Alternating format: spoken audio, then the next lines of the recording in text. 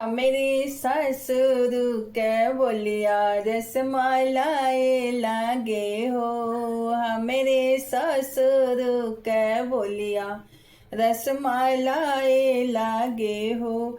रसमलाई लागे हो।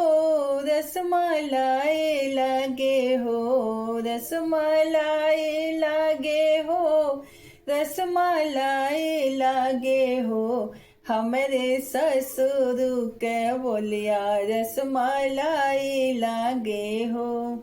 सासु के बोलिया तीखे मेरी चीके जैसे। सासु के बोलिया तीखे मेरी चीके जैसे। हमरे भासुर के बोलिया रसमलाई लागे हो। हमरे भसुर के बोलिया रसमलाई लागे हो। हमरे भसुर के बोलिया रसमलाई लागे हो। हमरी गोतीनी के बोलिया तीखी मिर्ची लागे हो। हमरे गोतीनी के बोलिया तीखी मिर्ची लागे हो। तीखी मिर्ची लागे हो। तीखी मिर्ची लागे हो। हमरे गोतीनी के बोलिया तीखी मिर्ची लागे हो। हमरे देवरा के बोलिया रसमलाई लागे हो। हमरा देवरा के बोलिया रसमलाई लागे हो। हमरे देवरन के बोलिया जैसे मेढक लागे हो। हमरे देवरन के बोलिया जैसे मेढक बोले हो। जैसे मेढक बोले हो। जैसे मेढक बोले हो।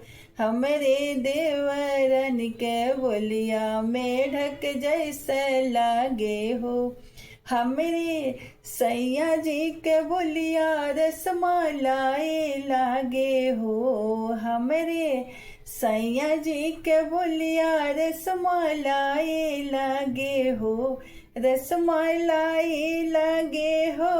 रसमलाई लागे हो। हमरे ननदी के बोलिया काली कोयलिया बोले हो। हमरे ननदी के बोलिया काली कोयलिया बोले हो।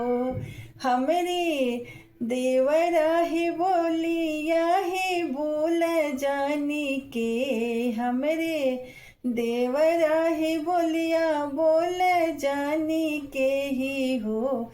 जानू कही कही हमें के बुलावे लागे हो।